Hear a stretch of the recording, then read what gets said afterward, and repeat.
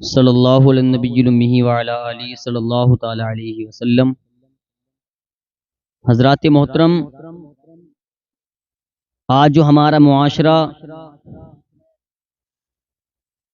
چل رہا ہے وہ آج آپس میں اتفاق اتحاد بالکل الگ طریقے سے رکھنے تیار ہے۔ یعنی کہ میں تو یہ کہتا ہوں اگر تم کسی کے لیے اچھا نہ کر سکو تو اس کے لیے برا بھی مت کرو، جہاں تک ہو سکے اس کو سکون پہنچاؤ، چاہے وہ پڑوسی ہو، چاہے وہ دوست ہو، چاہے تمہارا کوئی مہمان ہو، چاہے تمہارا کوئی رشتہ دار ہو، لیکن کسی وجہ سے یا کسی اور کی وجہ سے، یعنی کہ ایسے سمجھیے ہماری وجہ سے کسی کا اگر دل دکھا تو وہ اچھی بات نہیں ہے۔ آقا علیہ الصلوۃ والسلام کی ایک حدیث آپ کے سامنے پیش کرتا ہوں کہ آقا علیہ الصلوۃ والسلام مسجد نبوی میں جلوہ افروز تھے، تمام صحابہ موجود تھے، ایسے سمجھیے کہ تمام ستارے ہیں اور ان ستاروں کے بیچ میں 14ویں کا چاند چمک رہا ہے۔ آقا علیہ الصلوۃ والسلام نے ارشاد فرمایا، اے میرے صحابہ، دیکھو مسجد کے دروازے سے جو سب سے پہلے شخص آئے گا وہ جنتی ہے۔ صحابہ نے کہا یا رسول اللہ وہ کون شخص ہے؟ تو آقا علیہ الصلوۃ والسلام نے ارشاد فرمایا، تم اپنی نگاہوں سے دیکھنا، جو سب سے پہلے دروازے پر آئے سمجھ لینا کہ یہی جنتی ہے۔ تمام صحابہ مسجد کے دروازے پر کھڑے ہو گئے۔ کھڑے ہونے کے بعد میں کیا دیکھا کہ ایک صحابہ آتے ہیں اور آنے کے بعد میں سارے صحابہ ان صحابہ کو دیکھ رہے ہیں۔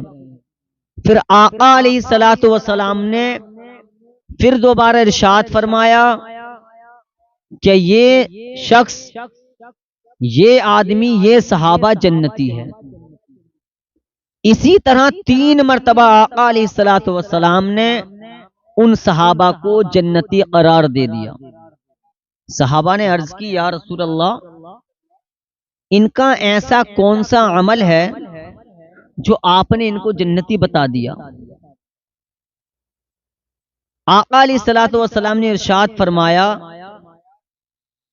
کیا تم دیکھنا چاہتے ہو کیا کون سا عمل ہے جو میں نے ان کو جنتی قرار دے دیا؟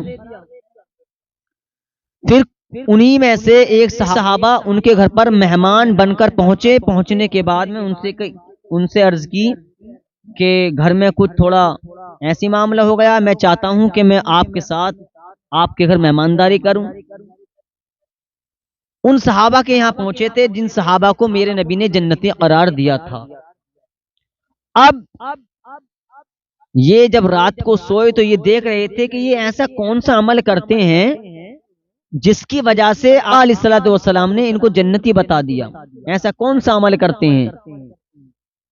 اب انہوں نے کیا دیکھا، فجر میں اٹھے، نماز پڑھی، بہرحال 5 وقت کی نماز پڑھتا ہوا پایا، لیکن کوئی عجیب و غریب بات دکھائی نہیں دی۔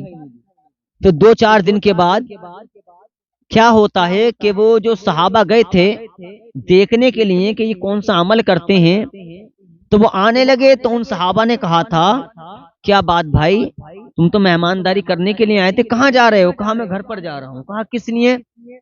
کہا میں جو چیز دیکھنے آیا تھا آپ میں تو پائی نہیں گئی۔ کہا کیا ہوا؟ کہا آقا علیہ الصلوۃ والسلام نے آپ کو جنتی قرار دے دیا ہے، آپ جنتی ہو، لیکن آپ ایسا کون سا عمل کرتے ہیں؟ تو پیارے مسلمانوں، آج ہمارے معاشرے میں ایک دوسرے کے دل کو دکھانے میں بالکل فل تیاری رہتی ہے۔ اگر کسی غریب کا دل دکھ رہا ہے تو ہمیں بالکل بھی اثر نہیں ہوتا کہ ہماری وجہ سے کسی غریب کا دل دکھ رہا ہے۔ ہمیں تصور یہ نہیں ہوتا کہ ہمیں موت آنی ہے، کہیں ایسا نہ ہو کہ کسی کی وجہ سے، یعنی کہ ہماری وجہ سے کسی غریب کا دل دکھے۔ تو ان صحابہ نے کہا تھا کہ آقا علیہ الصلوۃ والسلام نے مجھے جنتی قرار اس لیے دیا کہ میرے دل میں کسی بھی مومن کے لیے بالکل بھی ذرہ برابر بھی کچھ بھی اس کے لیے کینہ نہیں ہے، میں کسی سے کینہ نہیں رکھتا ہوں، ہر مومن کے لیے اپنے دل میں محبت رکھتا ہوں۔ اور آقا علیہ الصلوۃ والسلام کا فرمان بھی ہے کہ آقا علیہ الصلوۃ والسلام نے ارشاد فرمایا کہ مسلمان مسلمان کا بھائی ہے۔ آج ہمارے معاشرے میں آپس میں ہم دل دکھاتے ہیں، لیکن ہمیں بالکل بھی ذرہ برابر بھی یہ پتہ نہیں چلتا کسی کا دل دکھ رہا ہے یا ہماری وجہ سے کوئی پریشان ہو رہا ہے۔ ہمیں تو بس کسی کا دل دکھانے سے مطلب ہے، اس کو پیچھے کرنے سے مطلب ہے کہ بس یہ کسی صورت میں پیچھے ہو جائے۔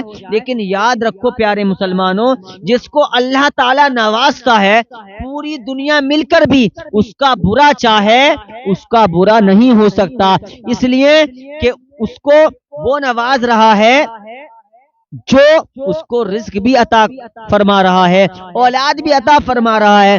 ہم تم کون ہوتے ہیں؟ ارے جس کو اللہ تعالیٰ شہرت سے نواز رہا ہو، جس کو علم سے نواز رہا ہو، ہماری تمہاری کیا مجال کہ ہم اس کی بے عزتی چاہیں۔ یاد رکھو جو قرآن کا حکم ہے، قرآن کہتا ہے اللہ تعالیٰ جسے چاہیں عزت دے، جسے چاہیں ذلت دے۔ پیارے مسلمانوں، ہمیں دنیا میں رہ کر کے اللہ اور اللہ کے رسول کو راضی کرنا ہے، ہمیں نمازوں کی پابندی کرنی ہے، ہمیں قرآن کی تلاوت کرنی ہے، ہمیں اپنے ماں باپ کا فرما بردار بننا ہے۔ قسم خدا کی کامیابی اسی میں ہے۔ اگر یہ ہمارے پاس یہ عمل ہوگا، نمازوں کی پابندی ہوگی، قرآن کی تلاوت ہوگی، والدین کی خدمت ہوگی، تو انشاءاللہ ہمارا یہاں بھی بیڑا پار ہے اور انشاءاللہ میدان محشر میں بھی بیڑا پار ہے۔